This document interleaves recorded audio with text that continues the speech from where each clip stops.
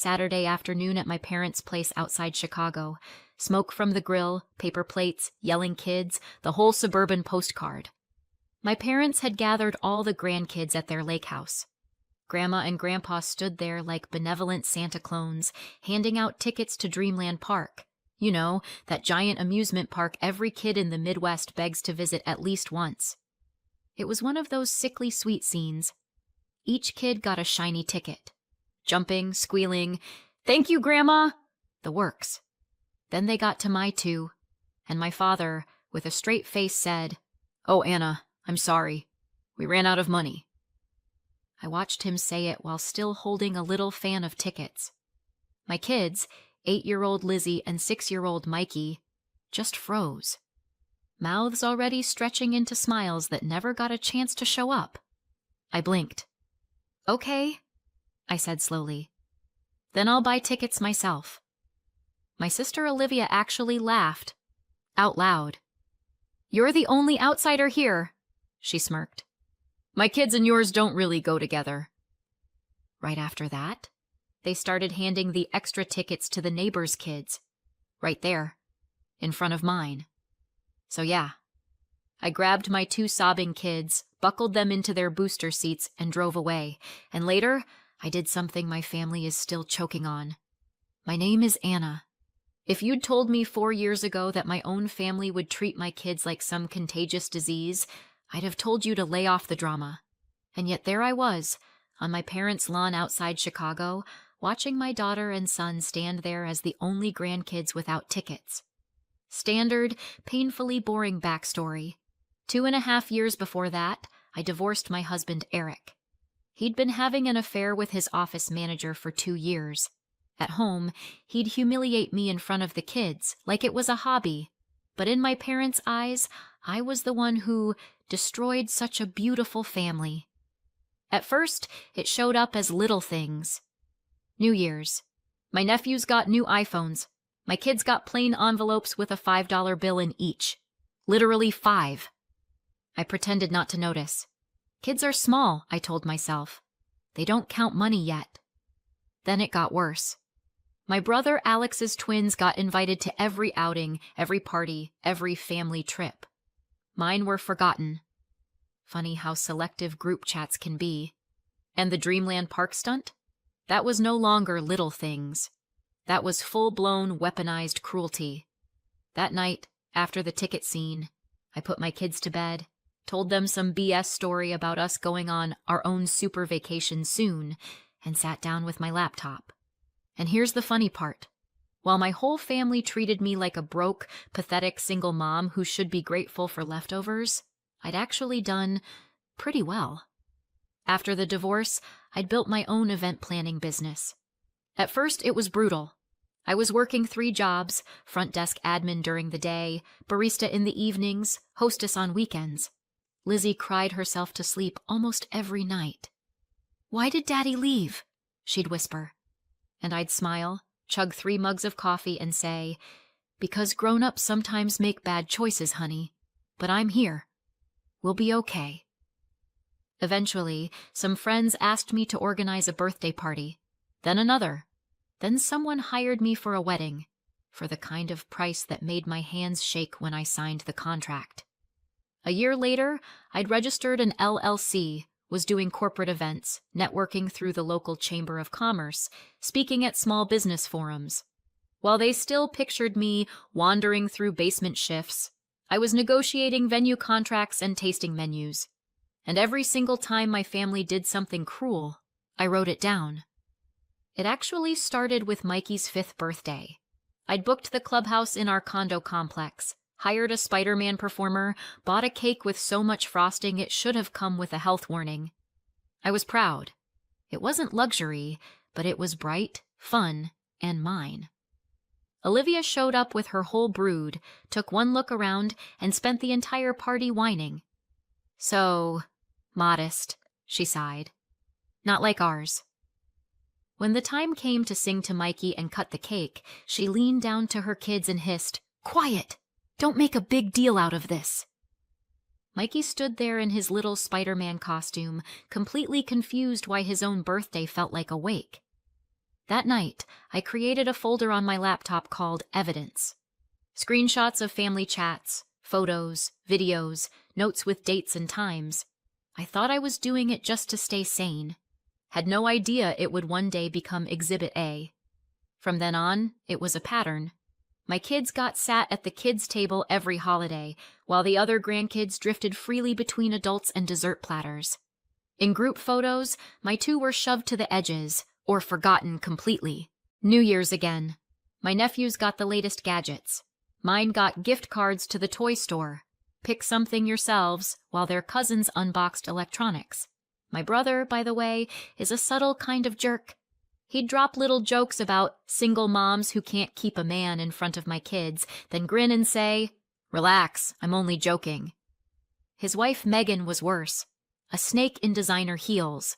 Their daughter Kayla was always held up as so advanced, clearly from a full family. Meanwhile, my dad, the same one who taught me how to ride a bike, now looked at me like I'd tracked something in on his carpet. My mom, who used to bake cookies with Lizzie, suddenly obsessed over disinfecting the house every time we visited. Then came the New Year's 2 years before the ticket fiasco. The big one. They handed out presents. My kids' pile was about a third of everyone else's. I told myself to breathe. It was just stuff. Then Olivia pulled out Samsung tablets, one for every grandchild, except mine. Lizzie, in the softest little voice, asked, "What about me?" Olivia laughed. "These are for kids who have real internet at home. Not like you." Translation: We're poor, trashy, not worthy. And she made sure the entire room heard it. That night, I put $4,000 on a credit card. I bought my kids tablets. I upgraded our place to fiber internet. I spent months after that living on rice, beans, and instant noodles to pay it off. And you know what? That decision is what saved me. Because I realized, if I could grind that hard for my kids, I could grind hard for us too. I started taking bigger contracts, raised my prices, organized a $30,000 wedding, and pulled it off perfectly. My mom heard and, to her credit, said, "Good for you, honey," and quickly changed the subject. My sister rolled her eyes when I mentioned I was saving for a condo. "Dreaming doesn't cost anything," she snorted. While they were busy dismissing me as a failure, I was building a business. They just didn't stop tormenting my kids. No birthday invitations. Forgotten school concerts. Family trips for everyone that somehow never included Lizzie and Mikey. And then there was Dreamland Park, the last straw. By the time the Dreamland tickets appeared, I already had a nice thick dossier.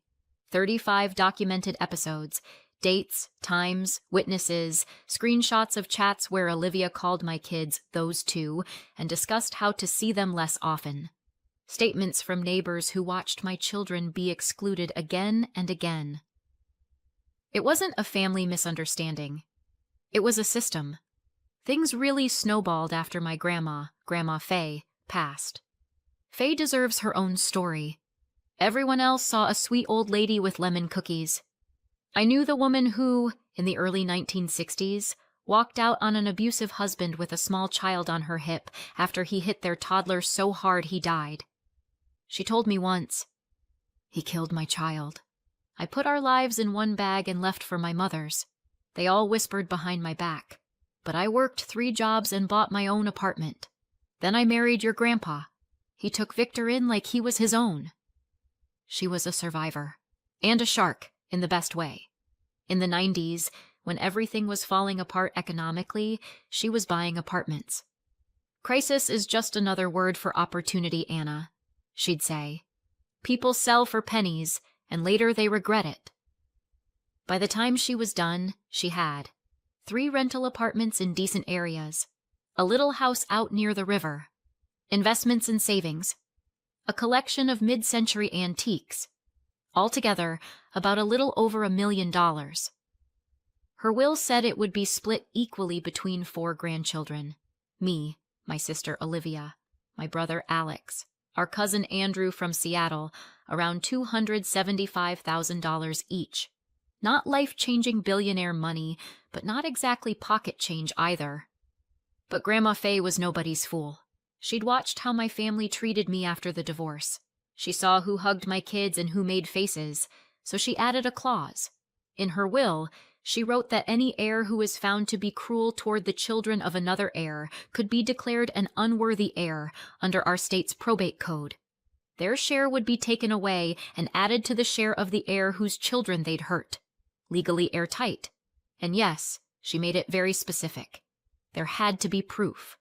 Photos, videos, messages, a psychologist's report on the harm caused, attempts to resolve things peacefully. She even had our estate attorney, Marion Cole, help polish the wording so no one could wiggle out in court. I knew about that clause. I was also the executor. Anna is responsible and has a degree in economics, Grandma Faye told Marion. I kept my mouth shut. I honestly hoped I'd never have to use it. Then Faye died. I found her one morning in March. I'd come over, like always, to make her breakfast and hand her meds. She looked like she'd just fallen asleep. The funeral at church was nice. Candles, hymns, a pastor with a very moving voice. At the repast afterward, held in a community center banquet hall, all 4 grandkids spoke. I told stories about baking her lemon cookies. Olivia talked about summers at the lake house. For a couple of days, Faye somehow managed to make us look like a normal family. I, idiot that I am, thought, maybe this is it. Maybe a death in the family changes people. Maybe they'll rethink things. 2 weeks later, we met at Marion Cole's office for the reading of the will. She laid everything out clearly. Appraisals on the properties would take about a month. Cashing out some investments, maybe 2 paperwork with the county recorder's office, another 3 or 4. All in all, up to a year. And as executor, I'd be running the show. At my request, Marion said nothing about the unworthy heir clause. I wanted to see what my family would do when no one was watching them. Spoiler, they failed in record time. In fact, the first red flag had already popped up back at the funeral lunch itself. I'd set up tables, flowers, photo albums of Grandma's life. Lizzie and Mikey adored their great-grandma. They were quiet, pale, and clearly heartbroken. They wandered over to the table where Olivia was showing old photos to Grandma's friends. Lizzie leaned in to look. Olivia swatted her away like she was shooing a puppy. "This is grown-up talk. Go find something to do." Something to do turned out to be sitting in the corner, watching their cousins run around like they owned the place. From there, things went downhill fast. Family dinners turned into a ritual of humiliation. My kids were treated like lepers. Separate table. Minimal conversation. Only talk to them when necessary. Naturally, the other kids followed the adults' lead and started ignoring Lizzie and Mikey too. By the time the Dreamland disaster happened, my evidence folder already contained 35 episodes, complete with dates, places, and witnesses. And then, when my kids started having nightmares and panic attacks, I did what any desperate mother does. I took them to a child psychologist. Her name was Dr. Helen. Solid woman, 20 years of experience, the kind of calm that makes kids breathe easier. She listened to everything, watched my kids play, ran her assessments. At the end, she steepled her fingers and said, "This is called emotional abuse through exclusion. Your relatives are punishing the children for your divorce." I drove them to her twice a week for 3 months. $150 a session. Money I absolutely did not have lying around. But Dr. Helen told me something important. Document everything, and take my written report with an official seal. You may need it. That's when I remembered Grandma Faye's clause, the lawyer, the conditions, the line about cruelty toward the children of another heir. I pulled Faye's papers out of my safe and reread them, and for the first time I thought, maybe I'm not crazy. Maybe this is exactly what she wanted me to do. Faye hadn't just written a clause, she'd prepared for war. Toward the end, when her memory was already slipping, she'd started keeping a diary. Her aide helped her write when her hand shook too much. I found it when I was going through her things, pages and pages of dates and little, angry notes. New Year's. Lizzie sat at the kids' table, 3 empty seats at the adults' table. Mikey cried, Alex said sparklers are only for children from full families. Olivia told Kayla not to share toys with Lizzie. She has germs, she said. Dozens of entries. Detailed. About 10 months before she died, she'd called Marion again. 2 hours they spent refining the language of that clause. How to define abuse. What counts as proof. How to apply it so no one could claim it was just hurt feelings. Everything by the book. No loopholes. And I just kept collecting data. Alex's wedding anniversary party, 8 months before Dreamland. Megan called me. You have to come! It's a family celebration! All the kids will be there! I bought Lizzie a sparkly dress and Mikey a little suit with a bow tie. We showed up, and it was immediately obvious. We were the only ones who hadn't been included in the group styling session. All the other kids were in matching outfits, obviously planned weeks in advance. Mine looked like 2 dandelions in a rose garden. Then a professional photographer arrived. He started setting up family portraits. Grandparents in the center, grandkids around them, like a catalog cover. My 2 sat in the corner, picking at the tablecloth. Can we get mine in a shot too? I asked. Alex, Mr. Generous, said, Right now we're doing just the closest family. Maybe later we'll take a couple of big group shots. Later, in our family, means never. The photographer left without ever pointing his camera at my kids. Another time, at his twins' birthday, his twins threw Mikey's favorite toy car into the pool while the adults laughed. When I asked Alex to intervene, he said, Oh, come on, kids are kids. They'll make up. Sure. Kids are kids. Except mine, apparently. After the Dreamland ticket stunt, I spent a week spreading papers across my kitchen table, building a timeline, sorting Dr. Helen's report, printing screenshots. And then it hit me. I'm an event planner. I've staged surprise proposals on rooftops, anniversaries in estates, corporate galas for executives who think budget is a swear word. Why not stage an event my family would never forget? An event Faye would have thoroughly enjoyed. So I booked a place called Riverside Estate, a country club about 40 minutes outside Chicago, respectable, tasteful, not too flashy, with a private room for 50 people and no easy escape routes. I hired a string quartet from the Regional Symphony Orchestra. 2 violins, a viola, a cello. I told them, whatever happens, you keep playing. If a fight breaks out, you just switch to Mozart and pretend you've seen worse. Paid them double for the trouble. I called my favorite photographer Julia, a woman I'd done at least 10 weddings with. I need real emotions, I told her. Reactions, like when a bride throws her bouquet. So, a surprise party? She asked. Something like that, I said. Only instead of a bouquet, it'll be a bomb. The menu? I designed it with obscene precision. Every one of Grandma Faye's signature dishes. That 7-layer salad she made every New Year's, her lemon cookies. I practiced for a week to get the recipe just right. Pike and aspic, chicken patties, dried fruit compote. I wanted the taste of childhood to stick in their throats when the truth hit. For flowers, I ordered only white roses with baby's breath. Faye used to grow them at the lake house. A white rose is honesty and purity, she'd say. Lies kill it faster than frost. 50 bouquets, so the scent would fill the room. The invitations I had printed at the same place that does cards for embassy receptions. The Harlow Lane family invites you to honor the memory of Faye and witness her final gift to those she loved. Even I got goosebumps reading it back. Everyone RSVP'd within a week.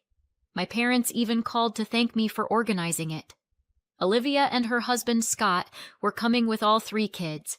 Alex and Megan were bringing their twins. Andrew promised to fly in from Seattle with his wife Natalie and their kids Chloe and Evan. 32 people in total, counting children. Everyone thought they were coming to discuss their inheritance. I knew I was about to burn every bridge in that room. I just didn't want my kids to watch. So I made a deal with my friend Maggie. She took them for the day, movie, trampoline park, pizza, sleepover. I told my kids I had an important work meeting. 3 days before the event, my mom called while I was paying the banquet deposit. Her voice sounded warm, almost like when I was little and had a fever. "Anna, I wanted to thank you," she said. "I know we've grown apart lately, but what you're doing for your grandmother's memory is beautiful. She would have been proud." I almost dropped the phone. "Thanks, Mom," I managed. "That means a lot. We'll all come together like one big family, just how she loved it," she said. "Maybe this will help us mend our relationship?" Something in my chest twisted. Was I going too far? Was this my chance to fix things? Peacefully? That night, I tucked the kids in. Mikey hugged me. "Mom, when are we going to Dreamland Park?" "Soon, buddy," I said. "I promise." From the other room, Lizzie yelled, "Mom, can I wear my unicorn dress tomorrow? You're going to Aunt Maggie's, honey." "What if Grandma and Grandpa stop by?" I turned off the light and stood in the hallway for a while, letting the guilt wash over me and then drain away. This wasn't about revenge anymore. This was about protection. The morning of the event, I woke up at 5. My stomach was twisted into a knot, but my head felt clear. I spent 2 hours choosing what to wear and ended up in the dress Grandma Faye had given me for my college graduation. "In this, you look like a lady who knows her worth," she'd said. I put on the emerald necklace she'd left me, low heels so I could stand my ground, literally, and makeup just sharp enough to remind myself I was no longer the scared girl in the corner. At 10, I sent Lizzie and Mikey off with Maggie. "Be good. Listen to Aunt Maggie," I told them. Lizzie squinted at me. "Mom, what's going on?" "Nothing," I said. "I just love you. Everything's going to be okay." I got to Riverside Estate at 1 in the afternoon. The event started at 4, plenty of time to check every detail. The coordinator, a young woman in a blazer, led me to the room. "Ms. Harlow Lane, everything looks exactly like on your list. Seating, menu, AV setup." Round tables with white linens, crystal glasses, polished silver. By the fireplace, a framed portrait of Grandma Faye surrounded by white roses. A small stage for the quartet. A microphone. Julia showed up next. She walked the room, checked the light, nodded.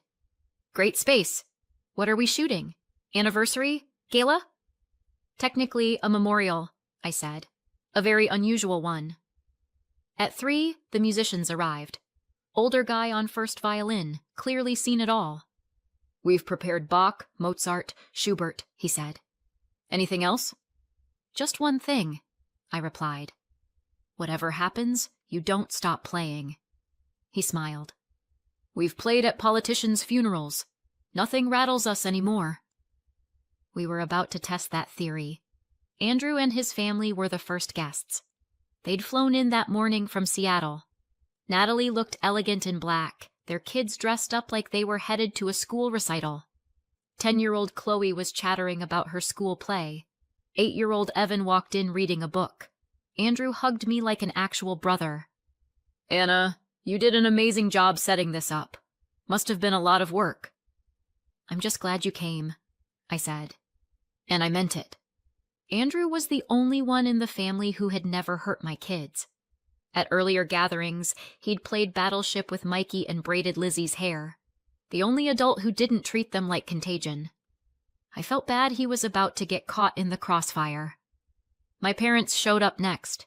Dad wore his formal suit, the one he dusted off once a year. Mom had clearly bought a new dress for the occasion. "Anna!" She tried to hug me. I didn't pull away, but I didn't hug back either. "It's all so beautiful," she said. "Faye would have loved it." "I hope so," I said, my voice dry. Dad coughed. "The lawyer will be here, right?" "She will," I said. "Help yourselves to the appetizers." Alex and Megan arrived with their twins right on time. The boys looked like mini Alex clones, same serious faces, same slouch. Megan was in yet another designer dress, hair styled to within an inch of its life. Finally, Olivia and Scott made their entrance, like they were walking a red carpet. Kayla glided in first in a dress that probably cost as much as my monthly rent 3 years ago. Danny and Dylan trudged behind, already glued to their phones in spirit, if not in fact yet. Olivia wore Dior or something equally overpriced.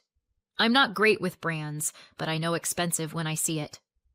She swept her gaze over the room like a queen inspecting her court. How cute, she said. Almost like a real high-profile reception. Almost. Everyone settled. The waiters served appetizers. The quartet began to play Bach. Perfect backdrop. I stood by the fireplace, exactly where I'd planned. I started from far away. I talked about Faye, how strong she'd been, how much she'd loved us, how she'd survived more than most of us could imagine. I shared funny stories, tender ones. People relaxed. They smiled. They nodded. For 20 minutes, we were almost a family again. Alex was already mentally spending his share. I could see it in his eyes. Olivia was whispering to Scott, probably about renovations to the lake house. Then I said, I'd like everyone's attention for something important. The room fell quiet. Eyes brightened. Even the kids stopped fidgeting. As you know, I began, hoping my voice wouldn't shake. Grandma Faye's estate has been settled. She left very specific instructions. Silence.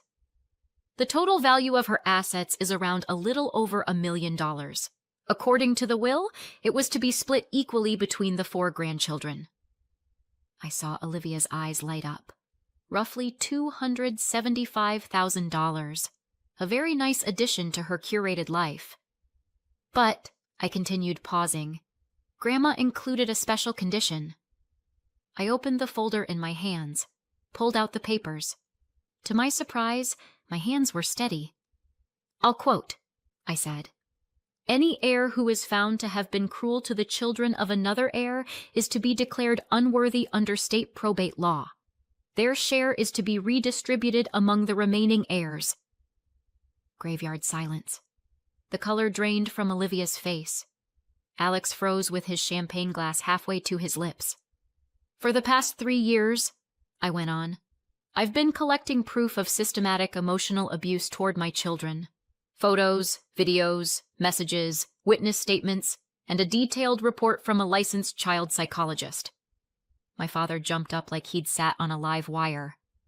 Anna, what nonsense is this? We love Lizzie and Mikey. Love? I asked. I took out my phone. Last Saturday, at your lake house, you looked my 8-year-old daughter in the eye and told her there weren't enough tickets to Dreamland Park. Then, minutes later, you handed the leftover tickets to the neighbor's kids, in front of her. Dad's face turned red. That was a misunderstanding. A misunderstanding, I repeated. Okay, here's another one. I swiped.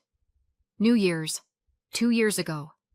Your grandkids are opening presents. My kids' pile is 1/3 the size of the others. Then Olivia hands out tablets to every child except mine. I hit play. The video showed Lizzie's small voice. What about me? And Olivia laughing. These are for kids with real internet at home, not like you. Olivia's face went from red to chalk. That's taken out of context, she blurted. Great, I said. Here's more context. I read dates out loud, showed screenshots, photos of my kids pushed to the edge of group shots, notes from Dr. Helen about emotional neglect, manufactured sense of rejection, and long-term trauma risk. You're all sitting here pretending you don't know what I'm talking about, I said. So let me remind you. Alex's son's birthday. Your twins threw Mikey's toy car into the pool while he cried. The adults laughed. When I asked you to say something, you told me, kids are kids. They'll make up. That's your voice on this video, I added, hitting play. His laughter filled the room. The quartet quietly switched from Bach to Mozart, the cheerful melody clashing weirdly with the atmosphere.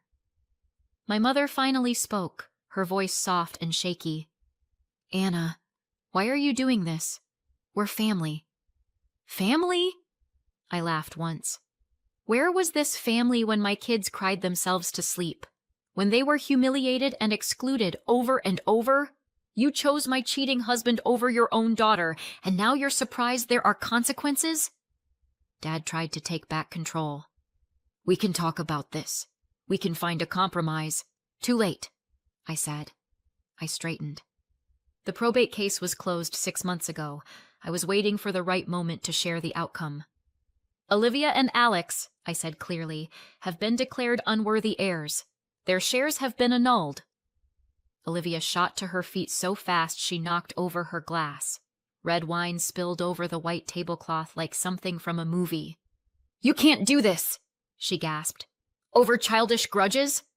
"I'm not taking anything away," I replied. "Grandma Fay put these rules in place. And these are not childish grudges. This is documented psychological abuse." I turned to Andrew. "Your $275,000 is safe," I told him. "You've always treated my kids with kindness." Then I looked back at Olivia and Alex. "With the redistribution, my share now comes out to a bit over $800,000. "You planned this!" Olivia shrieked. "You manipulated Grandma! You turned her against us!" "No," I said. "Grandma saw everything. Here's her diary." I held up the notebook. "New Year's," I read. "Lizzie was put at the kids' table while 3 seats at the adults' table stayed empty. Mikey cried. Alex said sparklers were only for kids from full families. Olivia told Kayla not to share toys with Lizzie because she has germs." Mom stared at the floor. "We can fix this," Dad insisted. "We'll apologize. We'll sit down, work something out."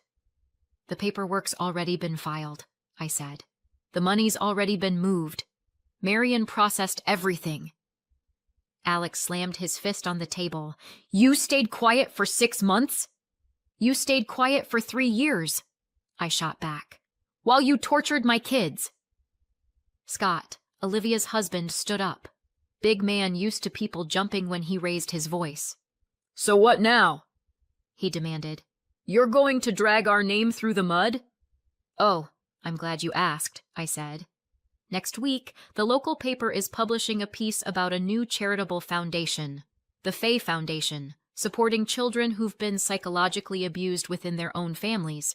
No names, of course, but I think a lot of people will recognize themselves." "You bitch!" Olivia hissed.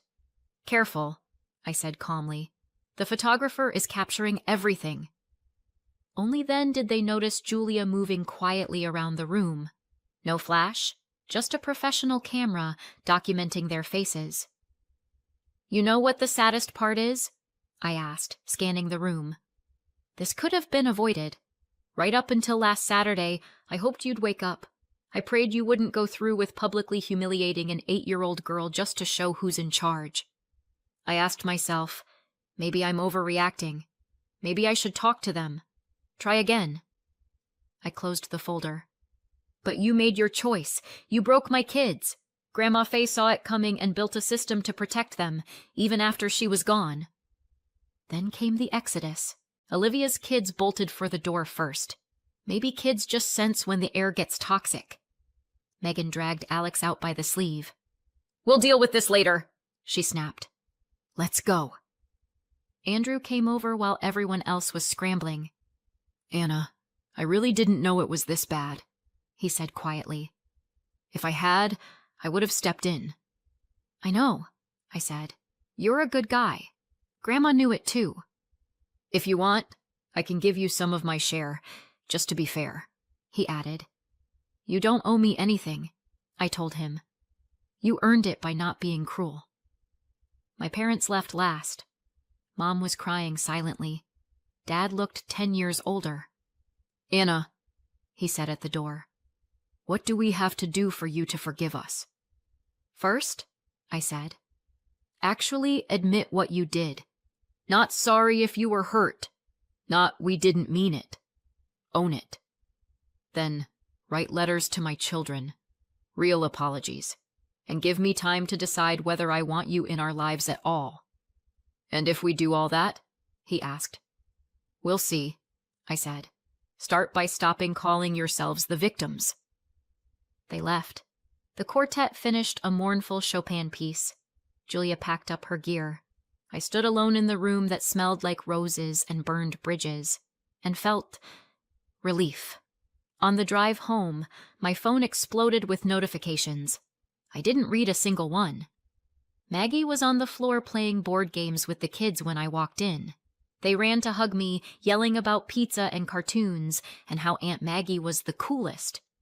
"Can we go back tomorrow?" Mikey asked. "You can do anything you want," I said. "We're free." Later that night, I told Maggie everything.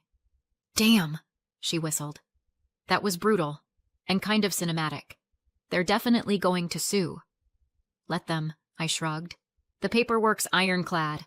Grandma made sure of it." Sure enough, a week later, Olivia filed a lawsuit. The judge read the will, reviewed the evidence, read Dr. Helen's report. He dismissed the claim. The will stood. Final judgment. Alex tried a different angle. He sent texts, left voicemails, even showed up at my door. "Anna, we didn't mean it like that," he said through the door. "Kids fight. Families fight.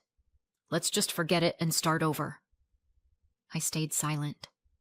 What do you even say to someone who honestly doesn't understand what they've done? 3 months later, I got another knock on the door. This time it was Eric, my ex-husband, in a suit, with a tie, and flowers, of all things. "Anna, can we talk?" he asked. "If it's about child support, I'm not renegotiating," I replied.